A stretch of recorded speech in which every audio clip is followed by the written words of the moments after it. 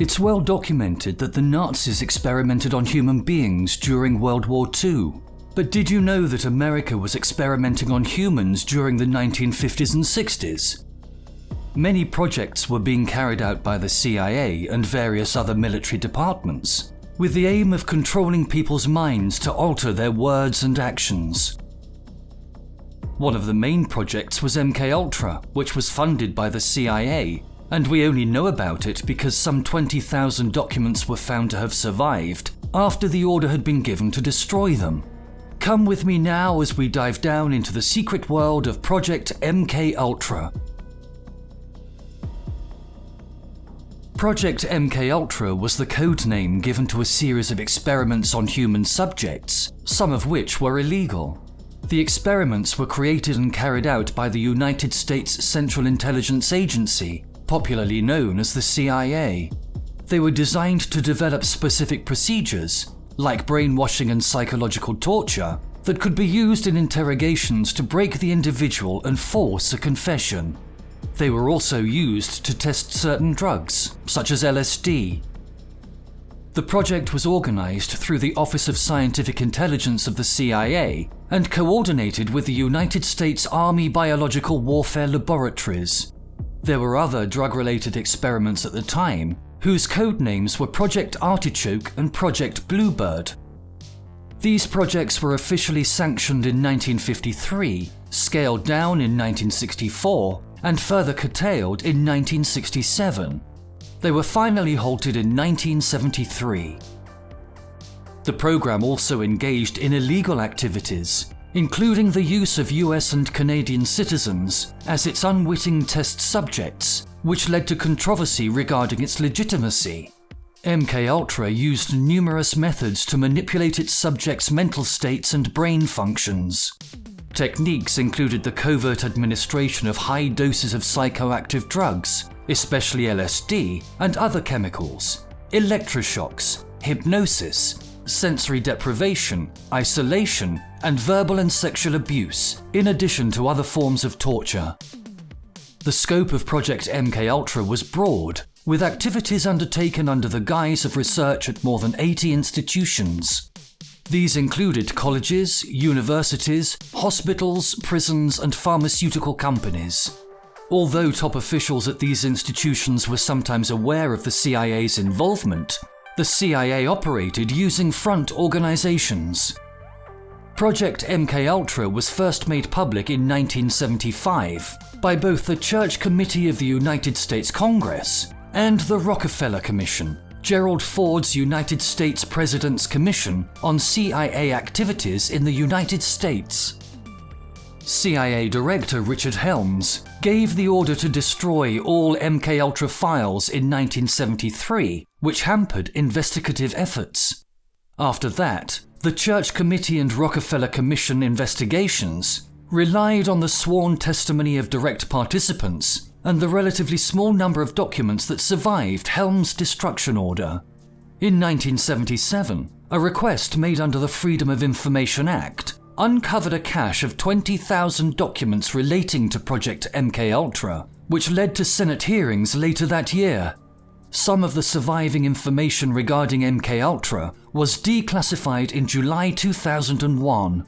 These documents included a letter to an unidentified doctor that discussed work on 6 dogs who were forced to run, turn and stop via remote control and brain implants. According to American author Stephen Kinzer, the CIA project was a continuation of the work begun in the World War II era in Japanese facilities and Nazi concentration camps on subduing and controlling human minds. Kinzer stated that MKUltra's use of mescaline on unwitting subjects was a practice that Nazi doctors had begun in the Dachau concentration camp. Kinzer put forward evidence of the continuation of a Nazi plan, citing the CIA's secret recruitment of Nazi torturers and vivisectionists to continue experimenting on thousands of subjects. There was also evidence that Nazis were sent to Fort Detrick in Maryland to advise CIA officers about the lethal uses of sarin gas. The project began on the order of CIA Director Allen Dulles on April 13, 1953, and was headed by Sidney Gottlieb.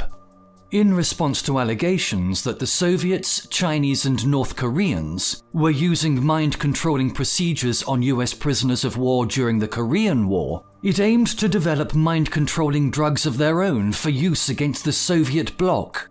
The CIA wanted to use similar methods on their own prisoners, and was even interested in manipulating foreign leaders with such techniques. They were also devising several schemes to drug Fidel Castro. The CIA often carried out experiments without the knowledge or consent of the subjects. In some instances, academic research was funded through grants from CIA-front organizations, but they didn't know that the CIA was using their work for these purposes. The project attempted to produce the perfect truth drug, to interrogate suspected Soviet spies during the Cold War and explore other mind-controlling possibilities. Subproject 54 was the Navy's top-secret program known as Perfect Concussion, which was supposed to use suboral frequency blasts to erase the victim's memory. This program, however, was never carried out. After the majority of MKUltra's records were destroyed in 1973 by order of CIA Director Richard Helms, it was difficult for investigators to understand the more than 150 research subprojects funded and sponsored by MKUltra and other related CIA programs. The project started during a period of what British journalist Rupert Cornwell described as paranoia at the CIA when communism was at its height and the US had lost its nuclear monopoly. James Jesus Angleton, the CIA counterintelligence chief, believed that a secret agent had penetrated the organization at the highest levels. The agency spent millions of dollars in studies, examining ways to extract information from resistant subjects during interrogation and to control the mind. Some historians claimed that one goal of MKUltra and its related CIA projects was to create a Manchurian candidate, or a puppet that they could control. American historian Alfred W. McCoy claimed that the CIA attempted to focus the media's attention on these types of ridiculous programs so that the public would not notice the research's primary goal, which was effective methods of interrogation. One surviving 1955 MKUltra document gives an indication of the size and range of the program. It refers to the study of a variety of mind-altering substances described as follows. Number 1. Substances that will promote illogical thinking and impulsiveness to the point where the recipient would be discredited in public. Number 2. Substances that increase the efficiency of mentation and perception. Number 3. Materials that will prevent or counteract the intoxicating effect of alcohol. Number 4. Materials that will promote the intoxicating effect of alcohol. Number 5. Materials that will produce the signs and symptoms of recognized diseases in a reversible way, so they may be used for malingering, etc. Number 6.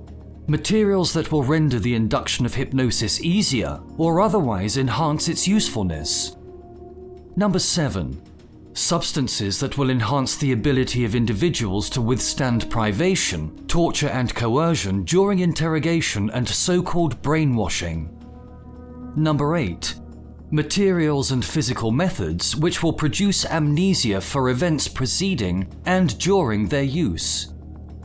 Number 9. Physical methods of producing shock and confusion over extended periods of time and capable of surreptitious use. Number 10. Substances that produce physical disablement such as paralysis of the legs, acute anemia, etc. Number 11. Substances that will produce pure euphoria with no subsequent letdown. Number 12. Substances that alter personality structure in such a way that the tendency of the recipient to become dependent upon another person is enhanced. Number 13. A material that will cause mental confusion of such a type, the individual under its influence will find it difficult to maintain a fabrication under questioning. Number 14. substances that will lower the ambition and general working efficiency of men when administered in undetectable amounts. Number 15. Substances that promote weakness or distortion of the eyesight or hearing faculties, preferably without permanent effects. Number 16. A knockout pill which can be surreptitiously administered in drinks, food, cigarettes, or as an aerosol, etc., which will be safe to use, provide a maximum of amnesia, and be suitable for use by agent types on an ad hoc basis. Number 17.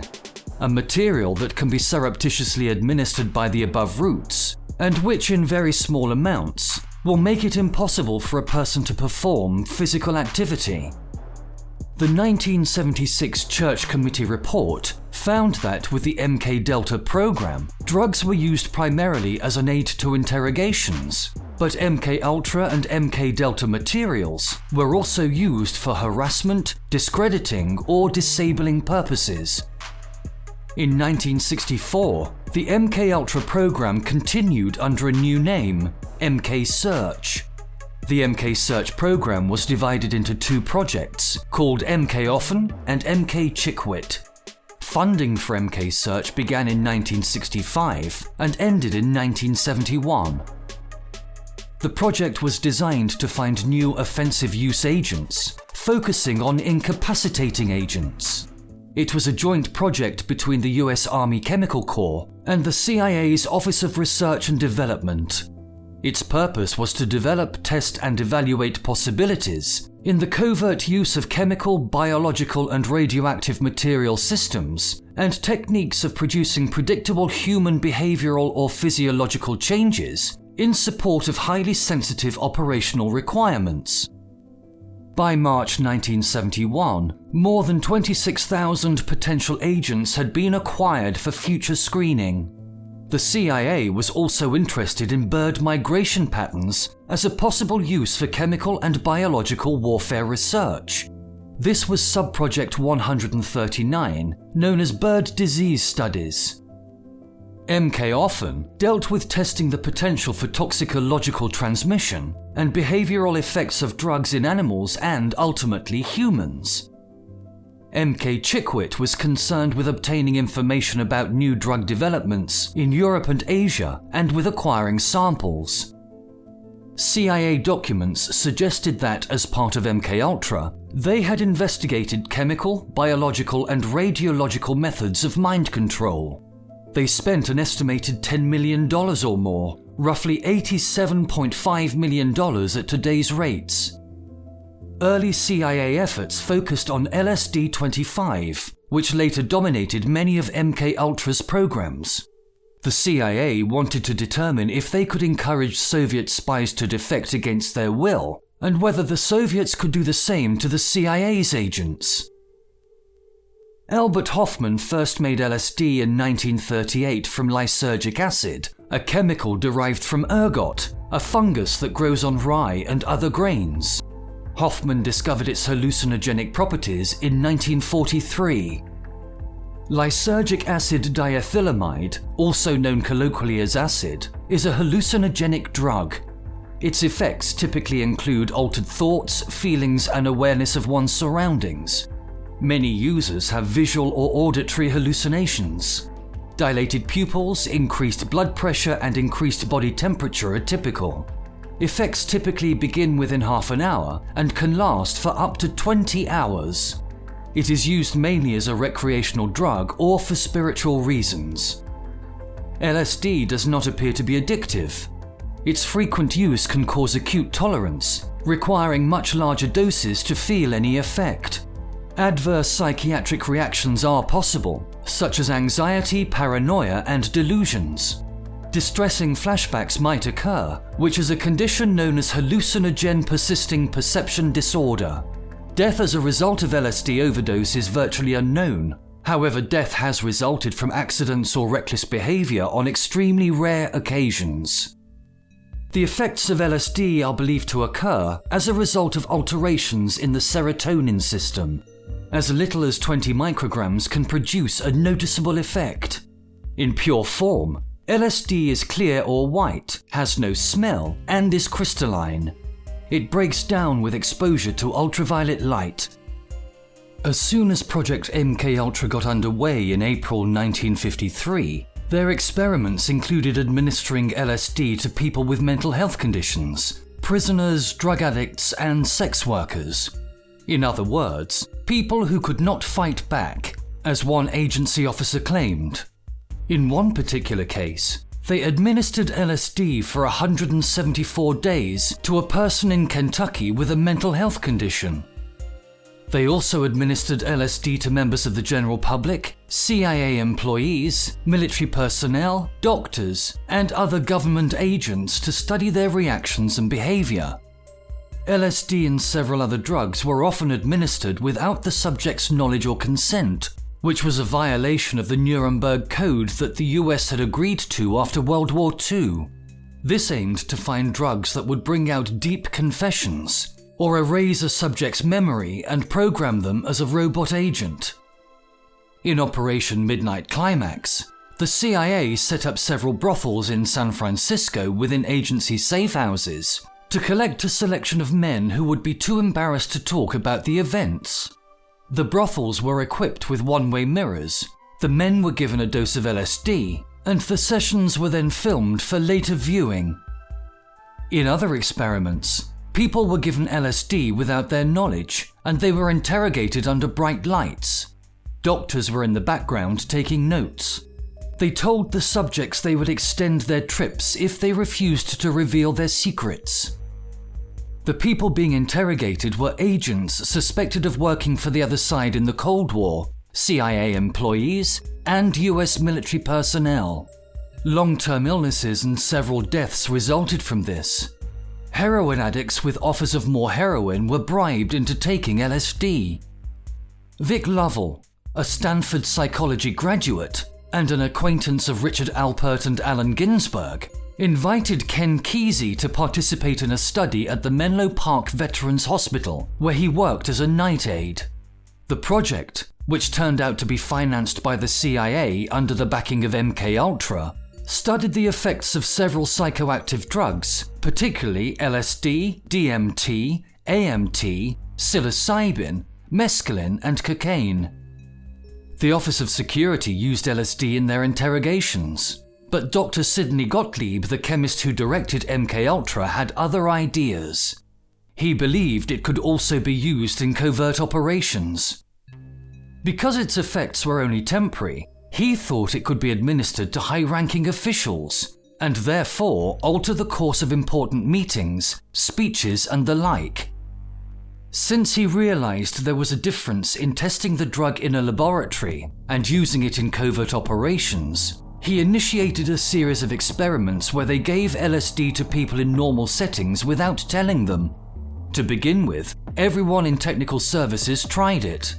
A typical experiment involved leaving two people in a room who observed each other for several hours whilst taking notes. As the experimentation progressed, outsiders were drugged with no explanation whatsoever, and surprise acid trips became an occupational hazard among CIA operatives. Adverse reactions often occurred. On one occasion, an operative whose morning coffee was laced with the drug became psychotic and ran across Washington, claiming he saw a monster in every car passing. An army chemist named Frank Olson, who had never taken LSD, was secretly given a dose by his CIA supervisor, which resulted in him plunging to his death from the window of a 13th-story New York City hotel 9 days later. This was claimed to be as a result of deep depression induced by the drug. The experiments continued despite this. According to Stephen Kinzer, Olson had spoken to his superiors some time earlier, questioning the morality of the project and asking to resign from the CIA. Some subjects' participation was actually consensual. In these cases, they appeared to have been singled out for even more extreme experiments. In one case, several volunteers in Kentucky were given LSD for 77 consecutive days. MKUltra's researchers later dismissed LSD as being too unpredictable in its results. They gave up on the idea that LSD was the secret that was going to unlock the universe, but claimed it still had a place in their arsenal. However, by 1962, the CIA and the Army had developed a series of super hallucinogens, such as the highly touted BZ, an odorless and bitter-tasting military incapacitating agent, which was believed to hold much greater promise as a mind control weapon. This resulted in many academics and private researchers withdrawing their support for LSD research, which became less of a priority altogether. Another technique that was tried was an injection of a barbiturate into one arm and an amphetamine into the other. The barbiturates were given first, and as soon as the person began to fall asleep, the amphetamines were then injected. At first, the person would start by babbling incoherently, but it was sometimes possible to ask them questions and get sensible and valuable answers. Other experiments involved heroin, morphine, temazepam, mescaline, psilocybin, scopolamine, alcohol, and sodium pentothal. Declassified MKUltra documents indicated that they also studied hypnosis in the early 1950s. The aim of the experiments included the creation of hypnotically induced anxieties, hypnotically increasing the ability to learn and recall complex written matter, hypnotically increasing the ability to observe and recall complex arrangements of physical objects, and studying the relationship of a personality to susceptibility to hypnosis. They conducted experiments with drug-induced hypnosis and also with anterograde and retrograde amnesia whilst under the influence of such drugs. The CIA began experimenting in Canada when they recruited British psychiatrist Donald Ewan Cameron, who created the psychic driving concept, which the CIA found interesting. Cameron had been hoping to correct schizophrenia by erasing existing memories and reprogramming the psyche. He commuted from Albany, New York to Montreal every week to work at the Allen Memorial Institute of McGill University to carry out MKUltra experiments. He was paid $69,000 from 1957 to 1964, which is more than $579,000 in 2021. These were known as the Montreal experiments, and the funds were sent to Cameron by the Society for the Investigation of Human Ecology, a CIA front organization. It was documented that Cameron didn't know the money was provided by the CIA. In addition to LSD, Cameron experimented with various paralytic drugs and also used electroconvulsive therapy at 30 to 40 times the normal power. His driving experiments consisted of putting subjects into drug-induced comas for weeks at a time, whilst constantly playing tapes of noise or simple repetitive statements.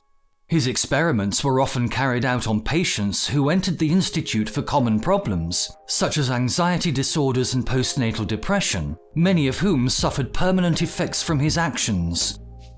His treatments resulted in urinary incontinence, amnesia, forgetting how to talk, forgetting their own parents, and thinking their interrogators were their parents. During this era, Cameron became known worldwide as the first chairman of the World Psychiatric Association, as well as president of both the American and Canadian Psychiatric Associations. Cameron was also a member of the Nuremberg Medical Tribunal from 1946 to 1947. His work was inspired by the British psychiatrist William Sargent, who worked at St Thomas's Hospital London and Belmont Hospital Sutton. Sargent was also involved in the Secret Intelligence Service and experimented on his patients without their consent, causing similar long-term damage.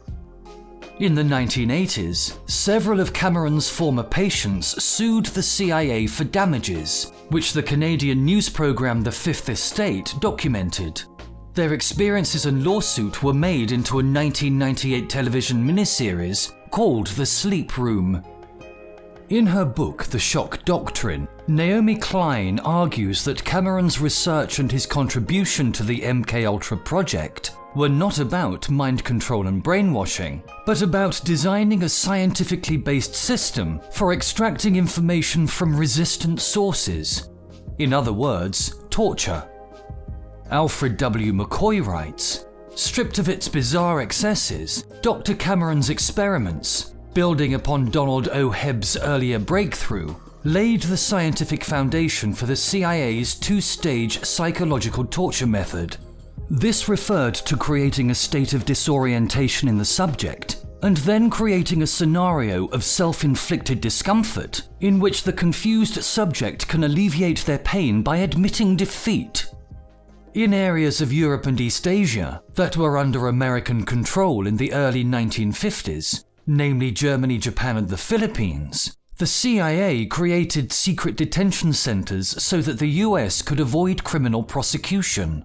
The CIA detained people suspected of being enemy agents and other people deemed expendable to carry out various types of torture and human experimentation. The prisoners were interrogated, during which they were administered psychoactive drugs, electroshocked, and subjected to extremes of temperature and sensory isolation. The aim of this was to develop a better understanding of how to destroy and control human minds. In 1973, CIA Director Richard Helms ordered all MKUltra files to be destroyed amid a government-wide panic caused by Watergate. According to this order, most CIA documents regarding the project were destroyed, making a full investigation of MKUltra impossible. However, a cache of some 20,000 documents survived Helms's purge because they had been improperly stored in a financial records building and were only discovered following a Freedom of Information request in 1977. These documents were thoroughly investigated during the Senate hearings of the same year. In December 1974, in an article in the New York Times, it was alleged that the CIA had conducted illegal domestic activities, including experiments on US citizens during the 1960s. That report prompted investigations by the United States Congress, in the form of the Church Committee, and by a commission known as the Rockefeller Commission that looked into the illegal domestic activities of the CIA, the FBI, and intelligence-related agencies of the military. In the summer of 1975, both the Congressional Church Committee reports and the Presidential Rockefeller Commission report revealed to the public for the first time that the CIA and the Department of Defense had conducted experiments on both unwitting and conscious human subjects. This was part of an extensive program to determine how to influence and control human behavior through psychoactive drugs such as LSD and mescaline, and other biological and psychological means. They also revealed that at least one subject, Frank Olson, had died after the administration of LSD.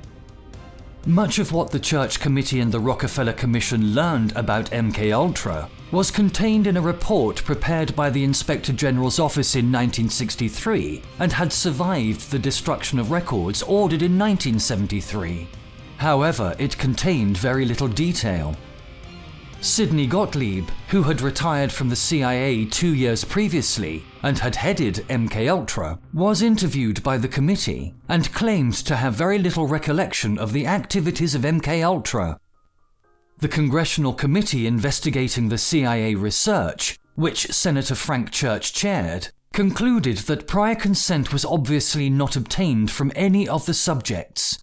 The committee noted that the experiments sponsored by the researchers call into question the decision by the agencies not to put guidelines in place for these experiments. Following the recommendations of the Church Committee, President Gerald Ford issued the first executive order on intelligence activities in 1976. This prohibited experimentation with drugs on human subjects, except with the informed consent, in writing and witnessed by a disinterested party, of each human subject, and in accordance with the guidelines issued by the National Commission. Subsequent orders by President Carter and President Reagan expanded the directive to apply to any human experimentation. In 1977, during a hearing held by the Senate Select Committee on Intelligence to investigate MKUltra, Admiral Stansfield Turner, the then Director of Central Intelligence, disclosed that the CIA had found a set of records consisting of about 20,000 pages. The papers had survived the 1973 destruction orders because they had been stored at a record center that was not generally used for such documents. These files dealt with the financing of MKUltra projects, but actually contained very few project details. However, much more was learned from these records than from the Inspector General's 1963 report.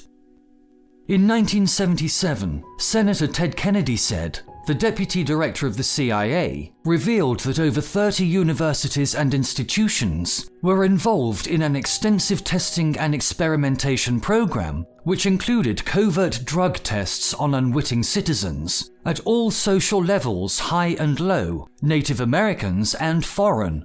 Several of these tests involved the administration of LSD to unwitting subjects in social situations. In Canada, the issue took much longer to surface, becoming widely known in 1984 on a CBC news show, The Fifth Estate. It was learned that the CIA funded Dr. Cameron's efforts, and that the Canadian government was fully aware of this, and had later provided another $500,000 in funding to carry on with the experiments. This revelation largely thwarted efforts by the victims to sue the CIA, as their US counterparts had, and the Canadian government eventually settled out of court for $100,000 to each of the 127 victims. Dr. Cameron died on September 8, 1967. He suffered a heart attack whilst he was mountain climbing with his son. None of Cameron's personal records regarding his involvement with MKUltra survived, because his family destroyed them after his death. Given the CIA's purposeful destruction of most records, its failure to follow informed consent protocols with thousands of participants, the uncontrolled nature of the experiments, and the lack of follow-up data, the full impact of MKUltra experiments, including deaths, may never be known. Several known deaths have been associated with Project MKUltra, most notably Frank Olson, a United States Army biochemist and biological weapons researcher. In November 1953, as part of a CIA experiment, Olson was given LSD without his knowledge or consent, and killed himself a week later by jumping out of a 13th-story hotel window. A CIA doctor had been assigned to monitor Olson, but he claimed to have been asleep in another bed in a New York City hotel room when Olson fell to his death. In 1953, Olson's death was described as a suicide that had occurred during a severe psychotic episode. The CIA's own internal investigation concluded that the head of MKUltra, CIA chemist Sidney Gottlieb, had conducted the LSD experiment with Olson's prior knowledge. However, neither Olson nor the other men taking part in the experiment were informed of the exact nature of the drug until 20 minutes after they had taken it. The report also suggested that Gottlieb was nonetheless due a reprimand, as he had failed to consider Olson's pre-diagnosed suicidal tendencies, which the LSD might have exacerbated. The Olson family disputed the official version of events. They maintained that Frank Olson had been murdered. In the aftermath of his LSD experience, they believed that he had become a security risk who might disclose state secrets associated with highly classified CIA programs because he had personal knowledge of many of them. Shortly before his death, Frank Olson quit his position as acting chief of the Special Operations Division at Metric in Maryland, later known as Fort Detrick, because of a severe moral dilemma concerning the nature of his biological weapons research. Among Olson's concerns were the following: the development of assassination materials used by the CIA, the CIA's use of biological warfare materials in covert operations, experimentation with biological weapons in populated areas, collaboration with former scientists under Operation Paperclip, LSD mind control research, the use of psychoactive drugs during terminal interrogations under a program codenamed Project Artichoke. Later forensic evidence conflicted with the official version of events. When Olson's body was exhumed in 1994, cranial injuries indicated Olson had been knocked unconscious before going through the window. The medical examiner claimed Olson's death a homicide. In 1975, Olson's family received a $750,000 settlement from the US government, along with formal apologies from President Gerald Ford and CIA Director William Colby. However, their apologies were limited to informed consent issues concerning Olson's ingestion of LSD. On November 28, 2012, the Olson family filed a suit for the wrongful death of Frank Olson against the US federal government. In July 2013, the case was dismissed due in part to the 1976 settlement between the family and the government.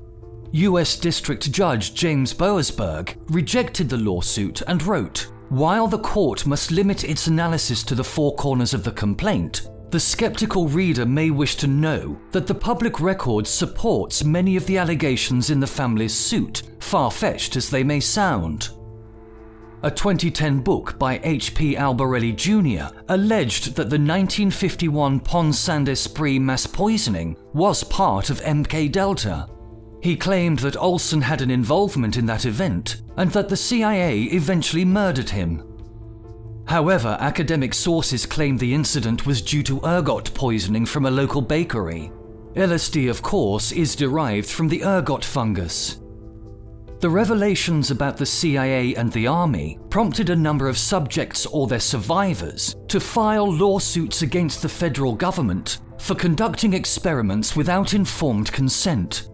Although the government aggressively and sometimes successfully sought to avoid legal liability, several plaintiffs did receive compensation either by court order, out-of-court settlement, or acts of Congress.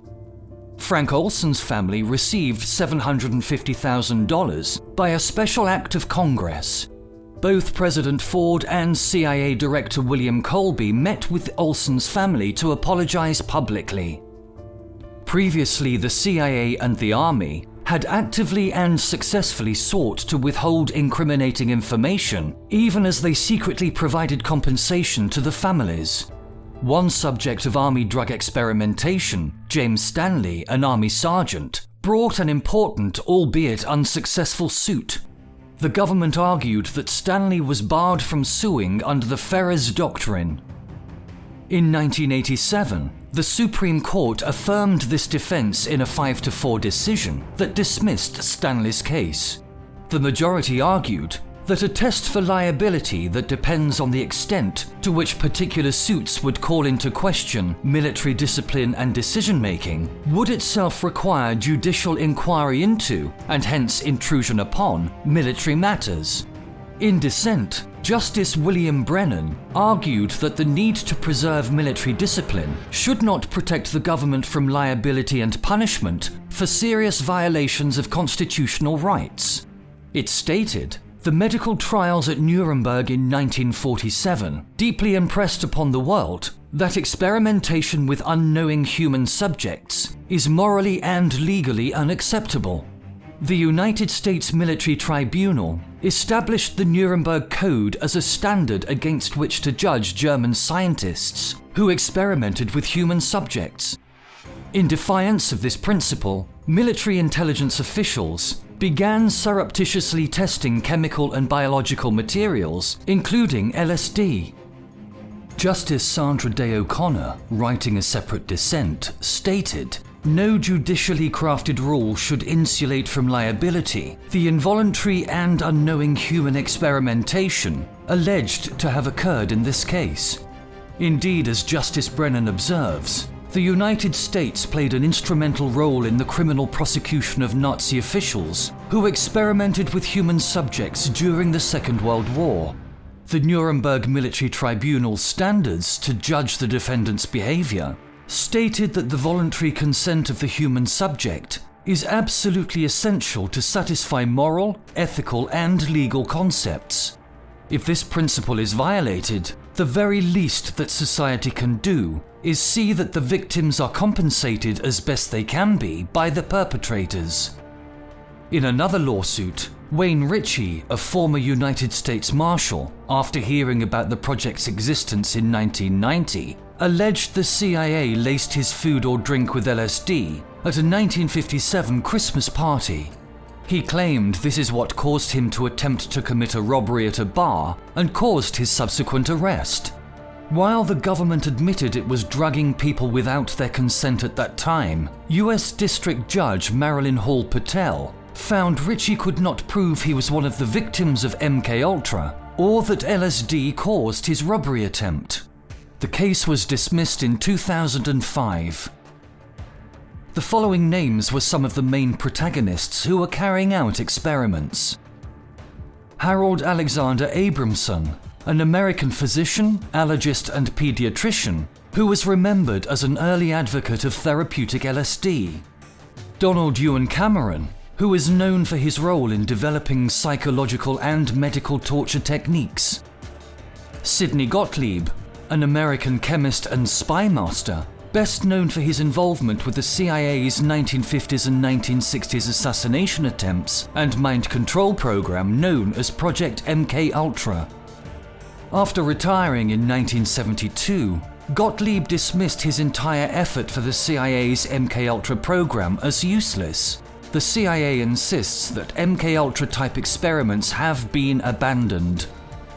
Harry Isbell, an American pharmacologist and the Director of Research for the National Institute of Mental Health Addiction Research Center at the Public Health Service Hospital in Lexington, Kentucky, from 1945 to 1963. Louis Jolyon West, an American psychiatrist whose work focused mainly on cases where subjects were taken to the limits of human experience. Martin Theodore Orne, a professor of psychiatry and psychology at the University of Pennsylvania, who was well known as a researcher in hypnosis. Orne is best known as a pioneering researcher into demand characteristics, illustrating the weakness of informing participants that they are taking part in a psychology experiment and expecting them to act normally. He is also noted for his involvement with the poet Anne Sexton and with the trials of Patty Hearst and Kenneth Bianchi. And the following names are some of the people that were being experimented on. American poet Allen Ginsberg first took LSD in an experiment on Stanford University's campus, where he could listen to records of his choice. He chose Gertrude Stein readings, a Tibetan mandala, and Wagner. He said the experience resulted in a slight paranoia that hung on all my acid experiences through the mid-1960s, until I learned from meditation how to disperse that. He became an outspoken advocate for psychedelics in the 1960s, and after hearing suspicions that the experiment was CIA-funded, wrote, "Am I, Allen Ginsberg, the product of one of the CIA's lamentable, ill-advised, or triumphantly successful experiments in mind control?" Ken Kesey, author of One Flew Over the Cuckoo's Nest, is said to have volunteered for MKUltra experiments involving LSD and other psychedelic drugs at the Veterans Administration Hospital in Menlo Park whilst he was a student at nearby Stanford University. While under the influence of LSD, Kesey's experiences inspired him to promote the drug outside the context of the MKUltra experiments, which influenced the early development of hippie culture. Robert Hunter was an American lyricist, songwriter, translator, and poet, best known for his association with Jerry Garcia and the Grateful Dead. Along with Ken Kesey, Hunter was said to be an early volunteer MKUltra test subject at Stanford University. Stanford test subjects were paid to take LSD, psilocybin, and mescaline, then report on their experiences. These experiences were creatively formative for Hunter. He said, "Sit back, picture yourself swooping up a shell of purple, with foam crests of crystal drops soft, nigh they fall unto the sea of morning creep very softly mist, and then sort of cascade, tinkly bell-like. Must I take you by the hand, ever so slowly type, and then conglomerate suddenly into a peal of silver, vibrant uncomprehendingly, blood-singingly, joyously resounding bells. By my faith, if this be insanity, then for the love of God permit me to remain insane." Boston mobster James Whitey Bulger, alleged he had been subjected to weekly injections of LSD and subsequent testing while in prison in Atlanta in 1957. Ted Kaczynski, an American domestic terrorist known as the Unabomber, was said to be a subject of a voluntary psychological study, alleged by some sources to have been a part of MKUltra.